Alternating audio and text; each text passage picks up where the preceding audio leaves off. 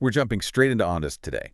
Everyone is watching the price action, but the real story is the massive backlog explosion and revenue acceleration. Exactly. You're tuned in to the Easy Money Show, where we make sense of the market's biggest moves. I'm glad you're with us. And before we really get going here, do me a favor. Hit that subscribe button and smash the like. It helps us keep simplifying this crazy market for you. Always appreciate the support. So let's open up the research. Because honestly, looking at the charts this week gave me a bit of whiplash. Yeah, the volatility is intense right now. I mean, 1 minute the stock looks like it's completely breaking out, and then the next it's just flushing down 10%. But when you ignore the candles and, well, when you actually read the filings, the story changes entirely. It really does. It's a classic tale of two cities right now. You have the stock price doing one thing and the actual business execution doing something else. The information we've pulled together paints a picture of a company that is fundamentally shifting gears, yet the market is treating it with this extreme, almost manic volatility. Let's start with the hard numbers, specifically that revenue trajectory. Yeah. Because usually when a company releases preliminary results, it's to soften the blow of a miss. Right, to manage expectations downwards. Exactly. Yeah. Give the market a heads up that things aren't great. But Ondas did the exact opposite here. They came out swinging. They reported preliminary Q4 revenue between $27 and $29 million. Which is huge. It is. Now, in isolation, those are just numbers. But you have to compare that to what they originally promised the street. That is roughly 51% above their prior targets. 51%. I mean, let's just pause on that for a second. In the corporate world, beating guidance by 5% is a really good quarter. Oh, yeah. People pop champagne for 5%. Right. So beating it by 50% is usually a sign that something fundamental has changed in the demand environment. It's not just a rounding error. Precisely. And that pushes their full year 2025 revenue to roughly $47.6 to $49.6 million.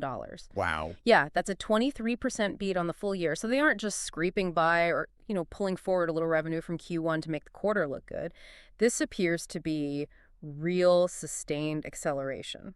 But here is where I want to push back a little, or at least dig deeper for the listener. Revenue beats are great, obviously. Yeah.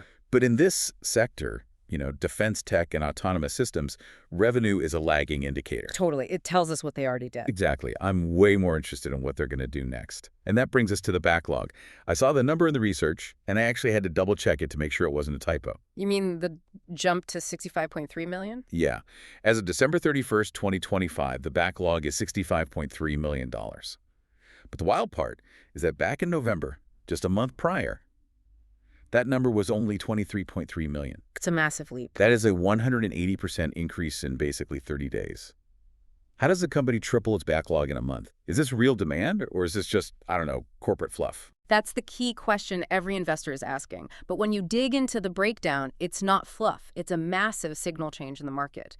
We're seeing a real surge in demand for autonomous systems, specifically in defense and critical infrastructure. So it's not just consumer tech. No, not at all. This isn't just someone buying a drone for a photography business. These are heavy contracts for their Iron Drone systems and the autonomous networks that run them. So this connects back to the broader macro picture we've been seeing. Directly. The geopolitical tension, which we will get into, has essentially forced customers to move from testing to deploying. A backlog increase of that magnitude tells you that large enterprise or government clients finally stopped piloting the tech and actually signed on the dotted line. They are ordering whole fleets now. Okay, so the orders are in. But let's talk about the stickiness of this revenue. Because hardware can be a tough business. If I buy a drone from company A and company B makes a cheaper one next year, I just switch, right? So why is Ondas different? Because they aren't just selling a flying camera, they're selling the entire infrastructure. Think of it like the difference between buying a basic phone and buying deeply into the Apple ecosystem. Yeah. Okay. If you are a railroad company, which is a huge vertical for them, or a defense contractor, and you integrate their customized IP and their autonomous drone platforms into your daily security workflow, you are fundamentally changing how you operate. Right. You're training your staff on their software. You're integrating their data feeds into your command centers. Exactly. This is what we call an economic moat built on high switching costs. Once that equipment is installed and the software is running your perimeter security, ripping it out to save a few bucks with a competitor is an absolute nightmare. It's operationally risky. Highly risky and expensive. That creates a network effect. The more they integrate into your systems, the harder it is to leave. That stickiness is what turns a one-time hardware sale into a long-term recurring relationship. And it seems like management is heavily banking on that stickiness. They didn't just drop the Q4 numbers. They raised the guide for 2026 significantly. They did. They hiked 2026 revenue guidance to between $170 and $180 million. That's a 25% bump from their previous target. To put that in perspective for the listener, going from roughly $48 million in 2025 to $170 million in 2026, they are projecting to more than triple their revenue in a single year. That is incredibly aggressive. It is aggressive, but they have a major catalyst driving that.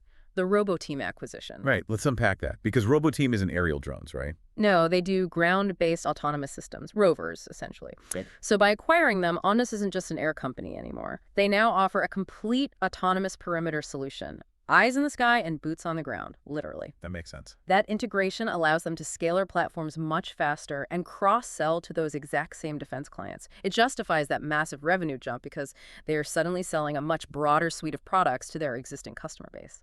Okay, so the growth story is undeniably bullish here. The revenue is climbing, the backlog is exploding, and they are buying up complementary tech to build that moat. But usually, when we look at these high-growth defense tech small caps, there is a trapdoor. There's always a trapdoor. Right. And that trapdoor is almost always cash. Usually the pitch ends with, but they only have 3 months of runway left before they need to dilute. And this is exactly where the Ondas story goes from interesting to highly unique. We really need to talk about the cash fortress. Fortress might actually be an understatement. I was looking at the pro forma balance sheet for the end of 2025. It says cash exceeds $1.5 billion. That is correct, $1.5 billion. I want to pause there because I don't want you, the listener, to glaze over that number. For a company of this market cap size, having $1.5 billion in liquid cash is, well, it's totally weird. It's highly unusual. Where did it even come from? It came from a massive equity offering, roughly $1 billion worth. Now, existing shareholders absolutely felt some dilution pain when that happened, but look at the end result. Their debt-to-equity ratio is now sitting at 0.03. Basically zero debt compared to equity. Exactly. And the quick ratio, I saw that in our notes and circled it in red. It's 14. Let's break that down for the non-accountants tuning in. What does a quick ratio of 14 actually mean in plain English? So the quick ratio measures a company's ability to pay off its short-term bills, the stuff due in the next 12 months, using its most liquid assets, like cash. Okay. A ratio of 1 means you have exactly enough cash to pay your immediate bills. A ratio of 2 is considered very healthy. Ondas is sitting at 14. So if every single bull collector showed up at their corporate headquarters tomorrow morning, they could pay them all off 14 times over. That is exactly what it means. And the takeaway here is crucial. We know early-stage tech companies burn money. We'll get to their profitability issues in just a minute. But having this insane cash buffer means they can afford to burn cash for a very long time without going bust. It takes the bankruptcy risk completely off the table. For the foreseeable future, yes. It also drastically changes their negotiating power. If you're a massive defense prime looking to partner up, you're much more likely to sign a multi-year deal with the guy who has $1 billion in the bank than the guy who might be insolvent in 6 months. Spot on. It allows them to reinvest in R&D, pursue more M&A like the RoboTeam deal, and just weather any macroeconomic storms without needing desperate, toxic financing. It gives them a runway that their competitors simply do not have. And speaking of storms, the world is looking pretty stormy right now. Geopolitics seems to be a major tailwind for them. Yeah, we're seeing nonstop headlines about Iran, global tensions rising across various conflict zones. And look, it's a grim reality, but the defense sector thrives on instability. It is the morbid reality of this specific market. When global tension rises, what do governments immediately want? They want surveillance. They want intelligence, surveillance, and reconnaissance, what the industry calls ISR. But more importantly, they want to do it without putting human soldiers in harm's way. Right. If you can send an Ondas drone or a RoboTeam rover to patrol a hostile border or inspect a suspicious package instead of a human being, you take that deal every single time. The rising fears regarding the Iran conflict act as a direct macro tailwind for their order book. That 180% backlog jump we discussed earlier, that is essentially geopolitical tension showing up directly on the balance sheet. It absolutely is. Okay. We've painted a very rosy picture here. Explosive growth, massive cash pile, strong macro tailwinds. It sounds like a total slam dunk. But regular listeners know I am the designated cynic on this show. We have to look at the flip side. Let's switch gears to the bear case. Because if everything is so perfect, why does the stock chart look like a heart monitor during a panic attack? It's a completely fair question. And we have to start with the massive elephant in the room, profitability, or rather, the total lack of it. Yeah, I'm looking at the margins here. The profit margin is sitting at negative 191.63%. That is just ouch. It is ugly. There is no sugarcoating a negative 191% margin. Despite the massive revenue beat, for every dollar they bring in, they are spending almost $3.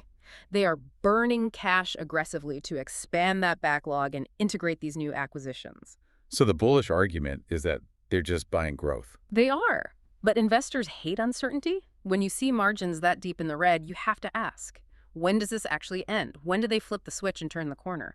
That huge cash pile covers the sin for now, but eventually a real business has to make money. If they burn through that $1 billion and still aren't profitable, then we have a total disaster on our hands. Exactly. There's also the issue with these numbers being preliminary. We've seen this horror movie before in the small cap space. A company gets excited, releases the unaudited prelims, the stock pops. And then the auditors come in a month later and say, actually, you can't count that contract yet. That is a very legitimate risk here.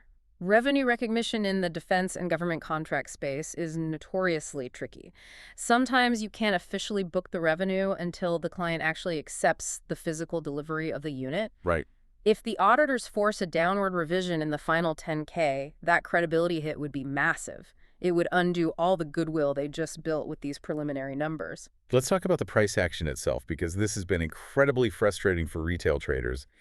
You mentioned earlier the tale of two cities. We see a headline about a new contract or a revenue beat, the stock rips up, and then bam. Roller coaster is the right word. Look at the recent action. We see the stock climb on defense news, and then suddenly it suffers these 11.9% intraday drops down to 9.95. And they had a monthly slip of roughly 22% recently. Even with this good news dropping, it feels like the classic sell the news phenomenon. It is exactly that. Market psychology is fully at play here. Traders buy the rumor of a contract or the anticipation of geopolitical tension. As soon as the actual headline hits, the short-term flippers cash out to lock in their profits. That supply hits the market and drives the price down, even if the fundamental news was actually good. It's brutal for long-term holders. You wake up to great news and your brokerage account is down 10%. It shakes out the weak hands. If you bought the breakout, you might be sitting on a steep loss just a few days later. Beyond the trading dynamics, I want to touch on execution risks. We talked about them projecting to triple their revenue next year. That sounds amazing on a corporate slide deck, but physically, building 3 times as many drones, shipping them, dealing with the supply chains. That is the scaling wall. Converting a $65.3 million backlog into recognized banked revenue is a logistical nightmare. You need chips, you need specialized motors, you need intense quality control. Right. If they hit a supply chain snag, which happens all the time in hardware tech, that backlog stays a backlog. It doesn't become cash. And what about regulatory hurdles? Huge, especially for the civilian side, like the railroads and critical infrastructure. The FAA and international aviation bodies are incredibly strict about autonomous drones flying beyond visual line of sight. BVLOS. Exactly. If the FAA drags its feet on those operational approvals, Ondas can't deploy the units and the customer doesn't pay. That is a massive risk that is entirely out of the company's control. I also noticed in the sentiment analysis that despite the whale alerts, the big institutional money moving in, the general market sentiment scores are still kind of neutral. Why is that? Short interest. There is incredibly high short interest in the IT and speculative tech sectors right now. The broader market is highly skeptical of non-profitable tech companies in this high-rate environment. So Ondas is swimming upstream against that macro current. Even if they execute flawlessly, if the whole sector is being heavily shorted, the stock price will struggle to get real traction. That's the reality of the tape right now. So we have a company with explosive revenue growth and a mountain of cash, but also massive cash burn, severe execution risks, and a skeptical, volatile market.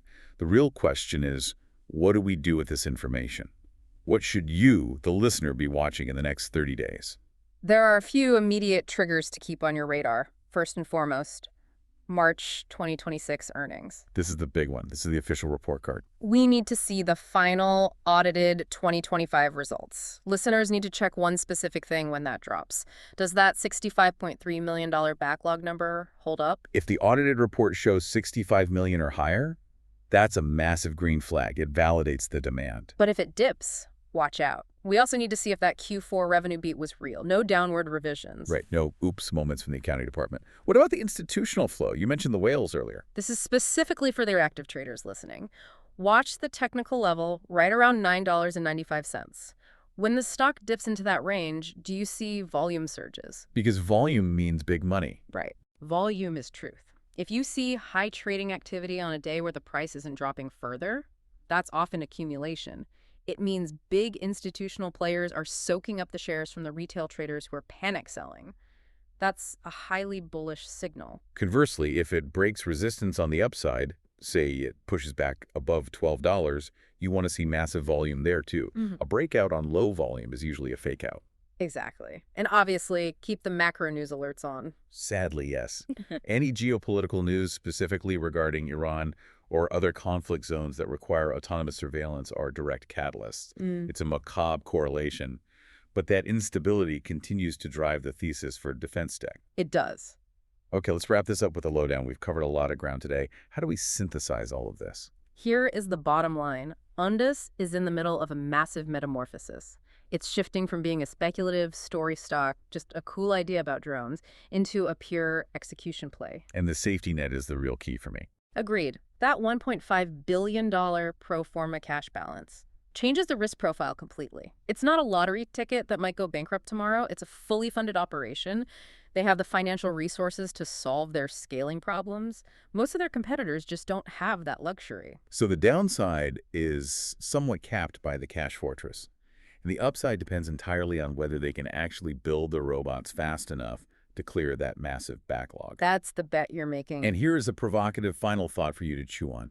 We have a company sitting on $1.5 billion in cash, operating in a white-hot sector like defense tech, with a market cap that is reacting violently to every geopolitical headline.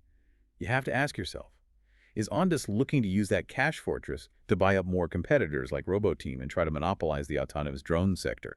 Or, with that kind of surging backlog, that sticky technology, and that incredibly clean balance sheet, are they actually dressing themselves up to be bought by a massive defense prime? That is the billion-dollar question right there. Yeah. Either way, major consolidation in this space seems completely inevitable. It certainly does. Thanks for listening to the Easy Money Show. Keep your eyes on the tape.